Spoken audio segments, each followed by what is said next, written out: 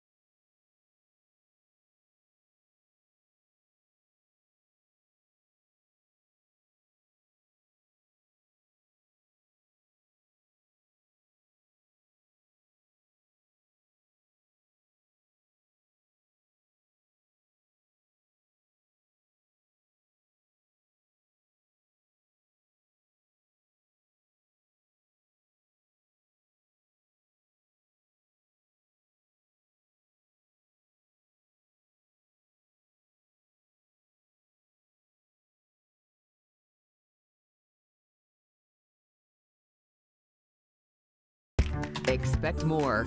This is 6 News at 10. Good evening and thank you for joining us tonight. I'm Leslie Draffin. Chris Radcliffe is on assignment. Breaking tonight, Texas is suing the federal government over the COVID-19 vaccine mandate. As you may know, the Biden administration is requiring federal contractors and workers to be vaccinated by early December. Texas Attorney General Ken Paxton celebrated the lawsuit on Twitter, saying it's his 18th lawsuit against the Biden administration. This lawsuit argues, quote, countless Texans and other Americans are being forced to choose between their livelihoods and their fundamental constitutional rights, and continues that the mandate is an overreach by the federal government. New information tonight in the fight for justice for Army Specialist Vanessa Guillen. A federal court judge set a date to hear arguments for dismissing charges against Cecily Aguilar. She's the woman, the only person, facing charges in connection to Guillen's death. Aguilar's lawyers want all 11 charges dismissed against her, and they gave multiple reasons. The main one, that the indictments lack specificity. The federal judge will hear the case virtually on November 16th, and we have more information for you over on our website. That's kcentv.com. As Breast Cancer Awareness Month comes to an end, doctors fear that thousands of cases have gone undiagnosed due to the pandemic. Tonight, one Central Texas woman shares her journey with this disease. 6 News reporter Maria Aguilera shows us how early detections and screenings are saving lives. To live to see 50 and beyond has been a true blessing, and I thank the good Lord every day. Nancy Drexler was diagnosed with breast cancer in 1995 at 49 years old. I was scared, of course. It is very, very frightening, and you just want to live. She had a mastectomy and underwent chemotherapy, then weeks of radiation. By her 50th birthday, Nancy was cancer-free. It's really very important to try to diagnose cancer early so that there will be better chances of survival. Dr. Carlos Encarnacion, a medical oncologist who treated Nancy, says thousands of women have gone undiagnosed because of skipped screenings due to the pandemic. A woman should see a health provider once a year, and That's how Nancy found her first lump. Nancy got tested for the BRCA. That's when her doctor gave her the news. We're ahead of this, but it's a Because of Nancy's diagnosis, her daughter got tested too. She also had the BRCA gene. We cried together and we laughed together, and it was a very bonding experience, to say the least. She took action early and had a mastectomy and hysterectomy. She was proactive, and that's what I would like to stress. Be proactive. Take charge of your health. Now Nancy spends her free time visiting, being an ambassador of hope to others. 6 News. And can get breast cancer. We have a website, that's KCENT. Hundreds of people from all over the country are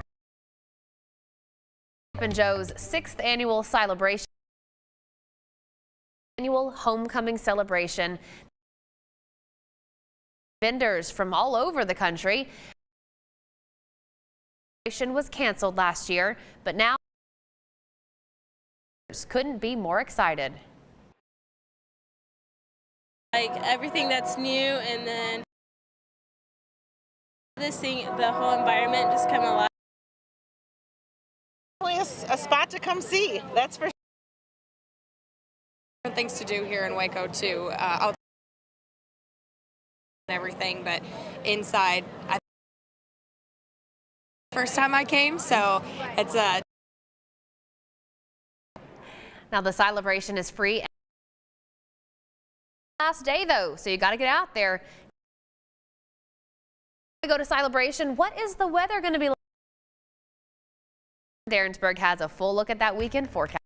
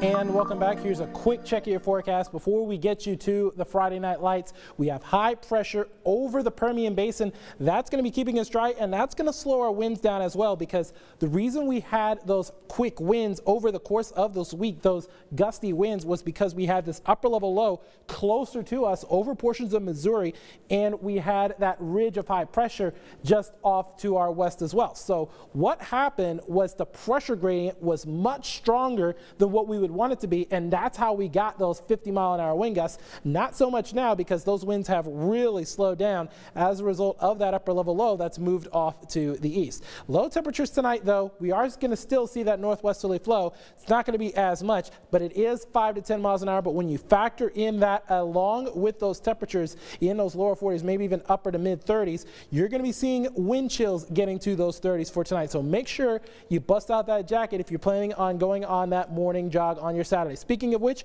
if you're heading out to Celebration, or maybe if you're saying hook 'em or sick 'em at the Baylor game tomorrow against the University of Texas, it's going to be a really nice occasion. Temperatures are going to be hovering around those upper 70s, and as a result of that, I'm going to give that a good, solid, perfect 10 on that joy-o-meter for all of your Saturday plans, including Colleen's trick-or-treating on Saturday night, because remember, they're having it on Saturday night, not on Halloween night, which is Sunday. We're going to start off in the 60s, then drop to those 50s. And for the rest of Central Texas Halloween trick-or-treating on your Halloween night, 79 is when things are going to start off at 5 o'clock, but then we're going to stay clear throughout the course of the evening. But in any case, please make sure you check your candy before you eat it. We don't want to have any significant issues. There is a system that's going to be coming through late Wednesday through early Thursday. That's going to bring us our next chances for a few of those scattered thunderstorms. Could possibly see highs barely struggle to reach 60 for Thursday morning once that fire boundary moves in. But from then, it does look really nice. So really nice weekend and early next week on tap. Leslie? Love it. All right. Well, thanks, Jordan. And thank you so much for spending some time with us. News is over. Friday Night Lights is next. Have a great Halloween, and we'll see you back on Monday.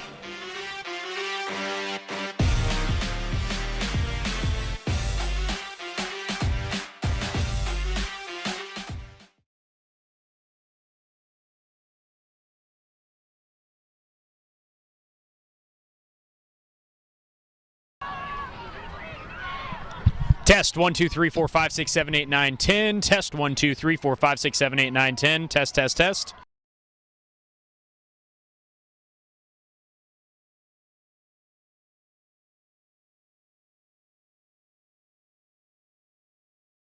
Three, 4, 5, 6, 7, 8, 9, 10.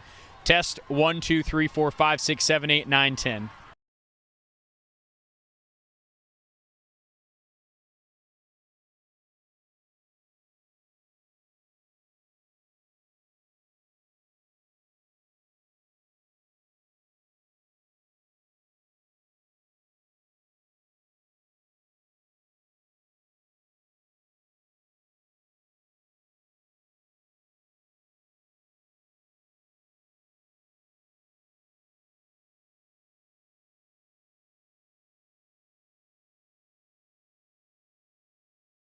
One, 2, 3, 4, 5, 6, 7, 8, 9, 10, 11, 12, 13, 14, 15, 16. Nikki, what mic did you grab? I have mic 5, but I have IFB co-anchor. Co-anchor IFB, mic 5.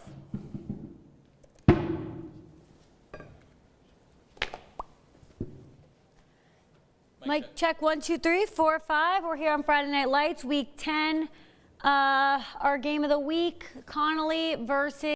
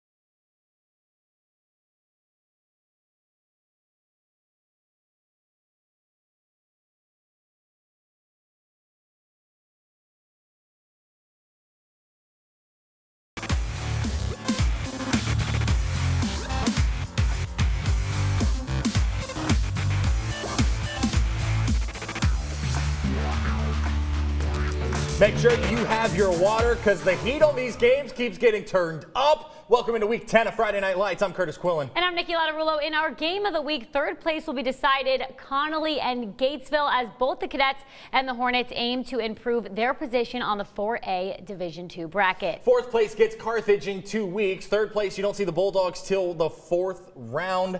There's so many more interesting storylines in this one, though. Like how Gatesville got into the playoffs last year, but COVID canceled their game, and how Connolly has made strides after a late coaching change this summer. The Hornets can clinch their first non-losing season as well not only under Luke Howard, but since 2017 period. Beautiful night at McCamey Stadium. Hornets trailing 7-0 here at the 1-yard line. He will not be denied. Wesley Brown calls his own number for the score. It's 8-7 Gatesville. Next Connolly drive, Jelani McDonald rolls to the right, keeps it himself, bulldozes his way into the end zone. Cadets back on top by 6. Boy, we hope you had the over in this one. For these QBs just dueling it out. It's Brown again in the red zone. Looks like he comes up short. The official puts his arms up. That's a touchdown. It's 15-14 Gatesville. Back and forth we go. Connolly becomes dominant. Next drive, McDonald. Won it by land, 2 it through the air. Jalen Nobles gets the big pickup. A few plays later, 4th and 13. McDonald to Kobe Black for the touchdown. It's 21-15. Cadets, we are rolling, the Cadets are. We usually don't show this many big plays, but we can't not leave out the best all-purpose back in the nation. Trey Wisner goes super speed next drive, 48 yards to the house. No way he was going down. Truly a second speed. It was 28-15 at the break. It is 47-32 now in the fourth. Matt Lively has a front row seat. Matt, we've gone back and forth all night in this one, especially the last 7 minutes. All right, it's 30 to long.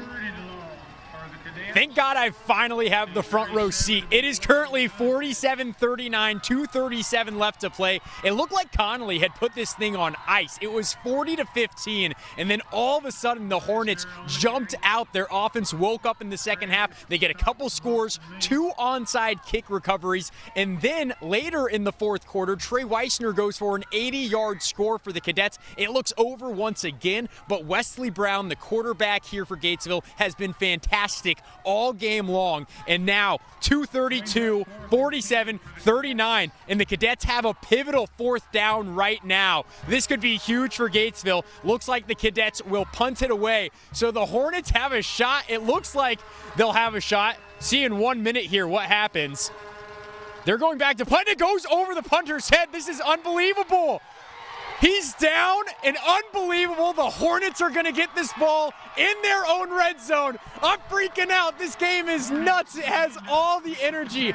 Guys, we're going to have to come back to this one because it looks like we could have a tie ball game. And worth noting, I know, Matt, you kind of touched on it. Gatesville's already recovered 2 onside kicks in the fourth quarter. We've got a fun one burning in our game of the week. We'll check in with you here in just a few minutes. Let's talk La Vega until we go back to Gatesville. The Pirates had a huge come-from-behind win last week against a really good Midlothian Heritage team to likely lock up the number 2 seed in District 5 4A Division 1. The Pirates are looking to make another run at the state title, knowing in a loaded Region 2 it will have to be earned tonight. The Pirates hosting Alvarado with a chance to officially clinch the 2 seeds. La Vega strikes quick, though, with a pass from Robert Prescott to Makai Rice for the first score of the game in the first quarter. That's a big one. Again, Prescott to Rice, who breaks a tackle and runs it all the way down the sideline for the La Vega Pirates. He will not be stopped, and he is making his way all the way in to the end zone. The Pirates start off hot. Now, this time, Prescott punts for La Vega, but the punt is bobbled, and Dalen Proctor picks it up for what he thinks is a touchdown, but you can't advance a fumble no matter. So Prescott finds Nick Saunders. Here we go. Prescott's going to find Nick Saunders for a huge touchdown pass. And just like that, the Pirates are up 28-0 in the first quarter. That's a big game for them. 56-10 in the fourth quarter. Other Area 4A scores, Lampasas falls to Canyon Lake. That's a slot T offense for the Badgers. 21-17 is the final, so Lampasas will be a 3 seed. Mahia keeping it close with Bullard right now in the fourth. Okay.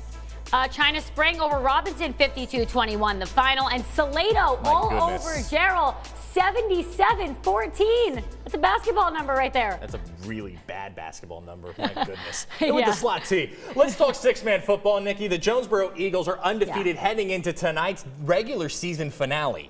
Both Lameda and Jonesboro know they're in at 2-0 in district. Tonight's game will crown an outright District 15 1A Division I title. For Jonesboro, it would cap a 10-0 season, be the 5th district title in the past 6 years. Eagles hosting at Pruitt Field. First drive, Hornets put it on the ground quickly, recover though. Jonesboro defense physical from the jump. A few drives later, the Eagles get the huge pickup on this juggling act from Nat Hilliker. No idea how he comes down with it. Chased down all the way to the Lameda 1-yard line. 2 plays later, Manuel Torres will not be denied. Eagles take the lead. Let's go to the big board. 62-14. Wow. They get the mercy rule win in a district title game, something only Eddie Gallegos can accomplish. We are just getting started here on Friday Night Lights. Up next, we'll jump right into Class 6A. Stay with us.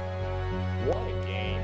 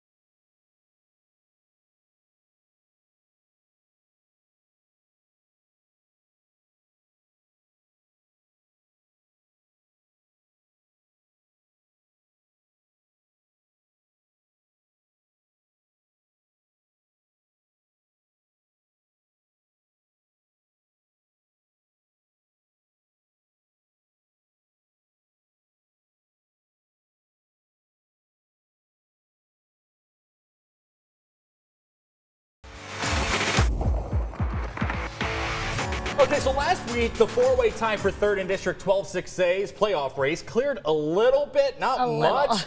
The same team still fighting it out entering tonight. That includes Ellison, who's coming off a loss to Belton, and Bryan, who beat Cove. Tonight, the Eagles and Vikings would face off. Eagles making the drive down to the 979 for this one. For those of you who don't know, that is the Bryan College Station area code. First quarter action, Tate Allen is your QB. He is wearing Malcolm Gooden's old number, if you know who those people are, but this isn't ideal. Cough, cough, loose ball. Ellison comes up with it. Phenomenal for South Killeen. The Bryan defense would get the ball right back, though. Second quarter now much better from Bryan. He rumbles, stumbles, bumbles his way, Allen does, into the red zone, setting up a great scoring chance for the Vikings. Can they finish the pillaging? Second and goal now. Bryan dials up the option play on the pitch. Allen goes to Dwayne Paul Hill. That's a name you've heard a lot for a team that's not in Central Texas. He goes 15 yards for the score. Vikings on the board first. Ellison can't get anything going in the first half, though. Devontae Tazzino here gets the handoff and gets. Oh my goodness. What a hit. Let's go to the score. Yeah. I was not expecting that hit. 28-0. Bryan clinches the fourth and final playoff spot in District 12 6A. All right, Harker Heights visiting Coppers Cove tonight with his shot to clinch second place in the district. Cove, quarterback, airs it out, and he will make his way. That's a Heights touchdown. We like to call that one the Jerry Edwards special. And that's right in there for the end zone. Again. Did they fake the PAT? Was that a fake? I think that was, and they end up getting 2 there. So that's Heights. That's a playoff team right there that we're looking at. Yeah. And that guy's a stud. All right, Cove ball, the handoff. He'll make his way in and out of the defenders, out to the sideline, and he spins around, but he's down. That's good for a first down. So they're rolling a 2. Here we go. This is Heights ball again. It looks like he's going to air this one out. Oh, he wings it way downfield, and it's caught. What a catch. What a catch. And now, here they go into the end zone, and the catch is scooped up, and he is in there for the touchdown. Heights looking like themselves. Wow. A lot better than themselves. 64-14 the final. They're going to make a run in the playoffs for sure. Yeah, that clinches the #1 seed in Division 1. Last night, 2 more teams duking it out for playoff spots. It's Belton and Shoemaker. You heard us mention this one briefly earlier. Scoreless in the second quarter. Ty Brown goes over the middle. Seth Morgan picks up the first down and more. The Tigers knocking on the door. Next play, handoff. Elijah Warner powers his way in, ladies and gentlemen. That is a touchdown. Tigers up 7-0. Next Tiger drive, Zach White on the field. That's a kicker, and that is, ladies and gentlemen, a 32-yard field goal. Belton always has kickers. 10-zip, Belton leads after a Shoemaker punt. Brown again on play action, looking deep over the middle. Picked off. Michael Alexander says, my ball. Returns it deep down the sideline.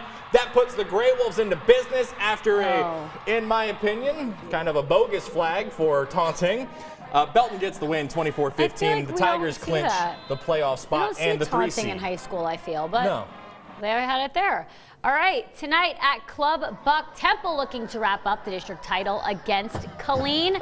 Here we go, Killeen ball. He's going to hit that one to... Was that just picked off? No, that was a Temple touchdown. Oh, okay, Temple touchdown. And again, Temple with the ball. He'll hit his receiver on the outside. He's pushed down, but... Nice little screen pass. That's a nice block right there. And here we go, Killeen ball. He's going to put this one in the... Nope, he's Narrator says no. He gets sacked. That's that Temple defense for you. They are pretty suffocating. Now here we go. Temple with the pass. Oh, it's dropped in the end zone, but I don't think that'll be a problem. Here we go, Killeen. They're shuffling down the field, and he's dragged down. So Killeen couldn't get it going tonight. Temple gets the win, 44-6. Not surprising. Temple is hot this season. We will talk plenty more about Temple and Harker Heights later in the show. In the meantime, Midway falls 45-23 at home against Cedar Hill tonight.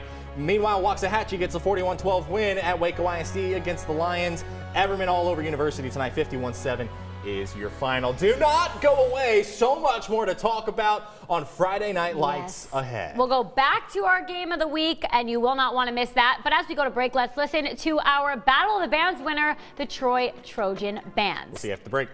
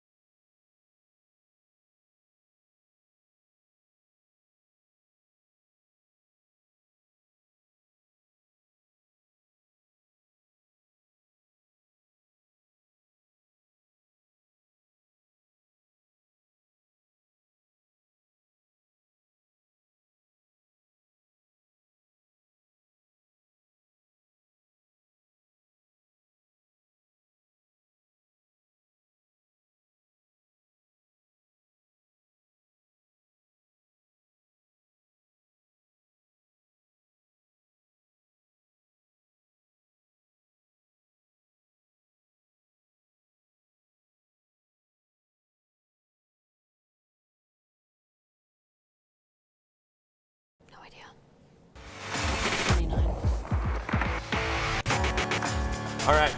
We had an awesome affair in our game of the week. It finally went final. We'll show you the highlights again here in the live stream part of the show. But let's go back out to Gatesville in McCamey Stadium. Let's check in with Matt Lively tonight as Connolly gets a 47-45 win. Do we have Matt? Well, Matt's probably trying to go find the coach, but he had a front row seat to. As I'm here. There I'm he here. is. I am here.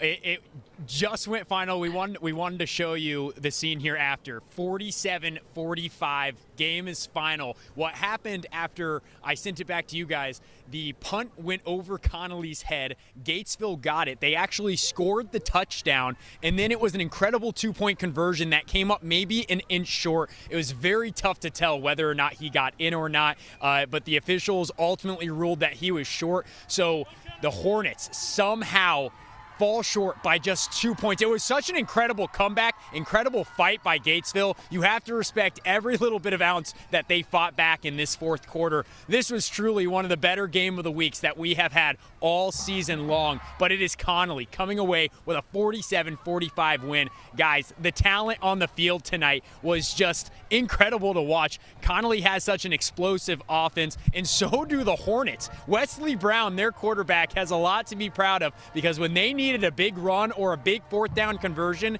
he came up and got it for them. We're going to have plenty more from this game, including a little post-game celebration and trophy presentation with the Connolly Cadets after a well-earned win. But what a night here in Gatesville. Guys. 47-45. Yeah. I think that's the closest game of the week we've had all Matt, how year. does it feel to have that front row seat? I'm sad to give it up, but you got a good one tonight. We'll talk about it more when he talks with the head coach. Yep, that is it for the NBC portion of our show. We're far from done. Don't go anywhere. Live stream portion is next. Facebook and all of our 6 News digital platforms.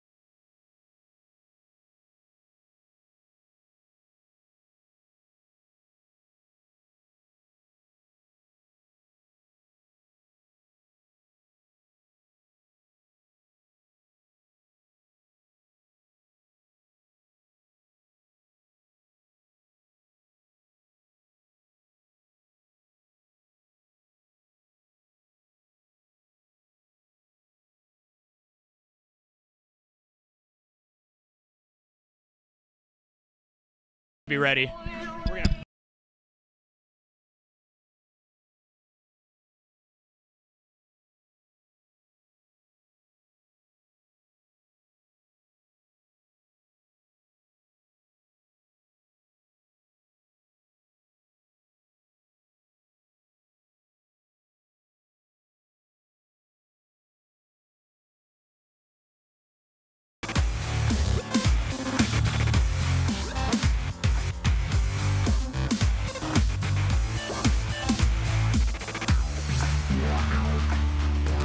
Welcome into the live stream portion of our show. I'm your traffic cop, Curtis Quillen, alongside Nikki Lautarulo. We'll check in with Matt Lively in just a second. Our game of the week tonight isn't just an awesome battle for playoff seeding, but one that could determine a team's ability to make a playoff run. Gatesville and Connolly are both in the playoffs. It's just a matter of where they'll be in the bracket. The Cadets and Hornets going through some changes, too, going into the season. The Hornets haven't taken the field in the playoffs in 4 years. The Cadets are continuing to overcome a late coaching change in hopes to turn into a higher seed. The Hornets can clinch their first non-losing season as well, not only under Luke Howard, but since their last playoff game in 2017. Beautiful night at McCamey Stadium. Hornets trailing 7-0, 1 yard line. Wesley Brown will not be denied. Takes it himself for the score, and it's 8-7 Gatesville leads. Next Connolly drive. Jelani McDonald rolls right, gets into the end zone, lowers his shoulder on the way. Cadets back up by 6, and ladies and gentlemen, I hope you have the first half over. These QBs just dueling it out. Brown keeps it. Red zone, touchdown. It's to the headline judge, 15-14 at that point. Back and forth we go. Connolly, though, dominant in this point. Through the air, Jalen Noble's big pickup. A few plays later on 4th and 13, McDonald, Kobe Black, touchdown. Connolly up 21-15. We don't normally show you this many plays in one game, but in a game like this, how can you not? Trey Wisner, the best all-purpose back in the country. Super speed, 48 yards to the house. Truly a second gear. Connolly takes a 28-15 lead into the half, but Gatesville comes back and is a 2-point conversion from sending it to overtime. 47-45, the final. Matt Lively. He had a front row seat to this one because I'm speechless, so let's let him see if he can put it into words. I gave up my front row seat to him, so I'm glad he got a good one. Matt, what was that ending like? It was the craziest inning that we have had in a week, game of the week since this season began. The Connolly Cadets come away with the ultimate 47-45 win. Guys, congratulations. Small in numbers behind me. They're making up for the noise. All right, I'm here with head coach Terry Garrick. And Coach, I mean, you guys up 40-15, and they bounced back in a big way. What was going through your head at the end of the game there? Hold on, boys. We got a battle. I was just proud of our kids for they fought through a lot of adversity. And you got to give credit to Gatesville. They came out to play tonight, and they played extremely hard. Coach Howard is at the beginning of his era here as a head coach. You in your first year at Connolly. This seems like a fun rivalry that you guys might be budding here. Could be. And, like I said, he's got his kids playing hard. So, Gatesville's getting better every year. And, the Connolly Cadets, we just got to keep going. It seems like whenever the Hornets would bounce back, your quarterback back here, McDonald, how many offensive guys do you have that can score touchdowns? Because I'm not sure anybody scored 2 touchdowns outside of Trey Wisner. It seemed like a new guy every score. Well, it was a great team win, and we do have some guys that we can spread the ball around to. I was just proud of them. They performed. They did what we asked them to do, played extremely hard through a lot of adversity, and at the end of the night, we came away with the win. And so I'm proud of our guys. Right now, you're in the driver's seat for the number 3 position in this district. You've got a really, really tough game next week. How do you quickly reset after an emotional one here? Well, we're going to enjoy it tonight, and we're going to get back to work tomorrow. And that's exactly what I told the kids a while ago. They know what we got coming next week. And so, practice is going to be fun next week because they know what we got coming, and they're going to be prepared. I'm glad I'm not going to be in one of those practices. Let me bring in the center, Jesse Navarez. Man, you guys have a big lead, and then they start chopping away at it. What's going through your mind? I just try to keep the team together, make sure no one loses their cool, just make sure everybody stays as one unit. You guys jump out 40 points really quickly. What's it like to be the anchor, the center for an offense that's so explosive? It's not a one-man team, like Coach was saying. It took the whole team to do it. It took the whole line, the whole skill, all the skills.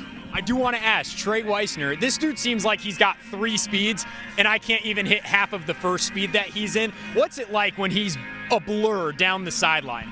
Hey, honestly, when we get our box on the O-line, we look up, we see a touchdown. That's all we can pray for. All right, it was fun to watch these guys, fun to watch both teams. This was an incredible game. Connolly comes away with a 47-45 win. We'll have plenty more from Gatesville. Yeah, that's a big time. And they're going to have a big one next week. Yeah, Connolly's got a big one next week, and then Gatesville gets Carthage the week after. So much to talk about. So much to talk about, but what a comeback. Yeah. They didn't win, but that was a crazy ending to that Let's game. move to another crazy game tonight. Tonight in Rockdale, a crucial night for both the Tigers and visiting Troy. As much as they both struggled this year, a win and you're in, a loss and you're hanging up the pads next weekend. Troy has overcome some rough losses to get to this point as two teams face off in Rockdale. This happens as I'm walking in, the handoff to Steve Jackson. He's in there for the Troy touchdown. Trojans cut the lead and are down just 14-12. So here they go for 2 to tie it, but it's overthrown and they stay down 14-12. Now on 4th down, Davion Scott gets the handoff, keeps it himself. That's good for a 1st down and more. So they had a successful 4th down. The flag didn't end up counting as anything. Next play, Scott again, he'll run it. This time it's just short of the goal line. He's fighting his way, but it's not enough. But not to worry, this next play, it'll be Kobe Mitchell on the keeper, and it's good. The Tigers go up 21-12, and Troy comes back to win it. 31-27, the final. That is crazy. Troy into the playoffs. We wouldn't have thought that was happening early this season, but good for them, honestly. Okay. Happy for them. Well, Riesel and Florence entered tonight in a 4-way tie for 3rd in District 13 3A Division II, and given what I thought I knew of football, let's go into this game, because opening drive, Kyson Dietrich gets the handoff, and let's count the tacklers. Takes the entire Florence team to make that tackle. Later on the drive, Austin Searcy takes the handoff for the 7-yard TD. 7-zip, Riesel up, ensuing Buffalo drive. You hear the stampede. Florence. 4th down, Victor Bonilla. Wow. Zach Webb, that's a 1st down. I've never seen Florence throw a pass. 4 plays later, handoff to the big boy, John Galfond, and he just powers his way into the end zone and ties this one at 7. Wow. Let's go to the score. 49-10, Riesel rolls from there. Riesel. All right, this is why they are so good. We got Clifton taking on Franklin, and we know Franklin is a really good team. Marcus Wade hands off to Malcolm Murray on the end. Around, he cuts back, and what do you think happens next? Turns on the Jets. He's gone, and it'll be 15-0 Franklin. Well, more home team and more Murphy coming up, so it's 15-0 right now. Here we go.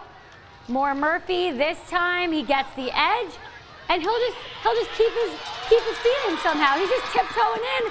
And he is in there for the touchdown, I believe. It looks like, yep, because he's excited. The fans are excited. And this next play now to the air. Wade going to air it out, and he'll hit tight end Braden Smith on the corner. And look at the speed. Wow. It's a route, and we aren't done. So there's a touchdown there, but we know Franklin's really good, so they're probably going to do it again. Here we go. Wade pitches to Bobby Washington, and what will he do? He'll keep running. He'll step over people, and he'll make his way to the end zone. This team is going to go to state and probably win this year. So Franklin ends up winning it 57-0, and Clifton's a pretty good team. So that just goes to show Franklin is unreal this season. Franklin's very, very good. Thorndale wraps up its regular season tonight undefeated, or with a chance to win District 12 2A Division I. Yes. She did the research. I did the research. They both have 1 loss in district play so far. The Bulldogs can clinch the district title with a win tonight. A loss. There is a 3-way tie for first. The Eagles and the Bulldogs facing off tonight in Thorndale. The opening drive, there's not much going on. Coy Stutz rolls to his left and finds Clayson Beasley for the 1st down, but there's nothing doing for the Dogs. Ensuing Hearn drive. Keyshawn Langham going for it on 4th down, but he gets it just enough, and they get new life. Same drive, Hearn going for it on 4th down again. The pitch to Jabari Dunn, but he's brought down in the backfield. It's like that the entire first quarter. There was just nothing going on. Even when Thorndale got the ball here, They couldn't do anything, but Hearn ends up winning this one 21-14, the final, so they it could win. get interesting next week. They win the district title, though. So this one was interesting. This morning, Dawson forfeited its game against Marlin. You know how I found out? I pulled into an empty Legion field tonight. Marlin clinches second place in the district with the forfeit win. That's the second straight year the Bulldogs get second. Marlin closes the regular season at Axville next week.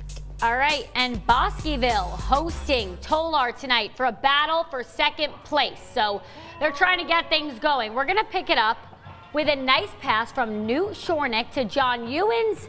That's the Baylor baseball commit making the catch. That's a baseball, football, two-sport athlete. Then the ball is fumbled, and it's recovered by Tolar, and he will run it in to, nope, here we go. Tolar, the handoff, and it's in there. Nope.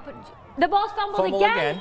And it's recovered by Xavier Garrett. Bulldogs quarterback Shornick hands the ball to Moore for a nice long run, but he is broken down. Next, the pass from Shornick to a wide open Noah Pena, and it's a 7-0 Bosqueville lead in the first quarter. Tolar ends up with a big score, 63-7, the final over Bosqueville. That sets us up for Bosqueville Marlin in the first round. I was not expecting that big of a score. Mart hosting Hubbard tonight, and Mart did what Mart does, 77-0. Tonight. They mathematically clinched the district, not that there was ever any doubt. So, wow, I've seen some big numbers tonight. Yeah. I don't. Now to our favorite segment of the week, where we get to recognize one of the most outstanding performances in Central Texas every week. Matt Lively is live in Gatesville, and Matt managed to find another defense. We said we were going to get another defense. I told you guys there is no way I was ending this season without two defensive players. And I want to add in, I kind of had a hybrid with the special teams player as well. But listen, defensive players deserve to win Player of the Week. And this kid out of Valley Mills is special. If you're taking on Valley Mills, watch out for number 22. Just finding the ball, reading the keys, reading guards, watching where the flow of the ball was going. Trey Haynes is just a sophomore, but he's making a huge impact for the Eagles. In Week 9 against Itasca, he put up 15 tackles, 5 for a loss, 3 sacks, a forced fumble, and recovery. I feel like the defense dictates the game, like the flow, the control, however the ball moves. So without defense, you can't really set the offense up to score. Haynes is a grinder, putting in work in the gym and in front of the screen, watching plenty of film. That preparation can partially be attributed to his dad, David Haynes, the team's defensive coordinator and the guy letting him hear it on the sideline. I always think he can do better. I think the sky's the limit for him, and he has to understand I'm never going to stop pushing him. Having a dad on the sideline is like, it's like having a brother out there that's going to tell you whenever you're right or wrong. So I'd say he holds me accountable, but at the same time, he's teaching me right from wrong. He's coaching me, but he's also parenting me at the same time. It's a special bond from generation to generation. It's awesome. It's kind of deja vu. I went through the same thing with my dad. My dad was my high school coach, and I was a player, and now we're getting to do it again. Me being a dad and having a son playing, it's been great. David played at SMU, a school Trey is interested in, along with programs like Oregon and North Texas. Following in his old man's footsteps, he's putting in the work. I want to play at the next level, and that means you have to be physical, you have to be strong, you have to be faster. So putting a lot of time into the weight room each and every day is just going to pay off in the long run. How great are that highlight, the film that this kid has. He's just explosive. It's like he's in the backfield before the ball is even snapped. Huge things are coming for Trey Haynes, and I had a blast talking to him and his dad. Really cool bond that they have at Valley Mills, and I am so proud that we've got our second defensive player of the week. Kidding. He called me on Sunday whenever we were mapping out the plan for Monday because someone was on vacation, and he talked for 20 minutes how excited he was to finally have another defensive player. It's awesome. It's something I only ever got to do once when I had Player of the Week. I did it never, sorry. So, you know what, Matt? You've done something the two of us have never been You've taken Player of the Week to a new level, but that kid is awesome. Already getting looks as a sophomore. Yeah. Good for him. All right, Matt, we'll check in with you here in 90 seconds once we run through some other scores. Let's go and take a look at some other area scores tonight. West! Woo! 28-20 over Grandview. Wow. That means Region 2 and 3A Division 1 runs through McLennan County. I don't know if you guys know this, but Curtis is obsessed with high school football, so he's actually hype right now. I'm very excited. 37-34. Whitney finishes third in the district. And then Groesbeck blanks Teague and Lorena blanks Caldwell. Okay, Lorena, well, we knew they were good. McGregor loses to Cameron Yo, 44-19, and Crawford beats Itasca, 54-0. Carrots takes down Axtell. Man, remember when Axtell was good at the beginning of the year? Forgot. 35-28, 33-7, Holland all over Bruceville. Eddie. All right, and Thrall gets a big win over Moody, 52-20, and Chilton over Frost. As They're expected. called the Polar Bears, 59-0. Nikki's discovering more and more mascots as we go through the year. Yes, I've been here only 3 seasons. I should know this by now. Abbott all over Aquila. That game probably over at the half, if we're being honest. Arlington Pantego takes down Bishop Riker 54-8. Shiner St. Paul over Central Texas Christian, 47-0. And San Marcos Academy over Holy Trinity, 68-22. Turn away if you're after this slide, because Vanguard and Live Oak both 45 their opponents tonight, 59-14, 46-0, and then this next one.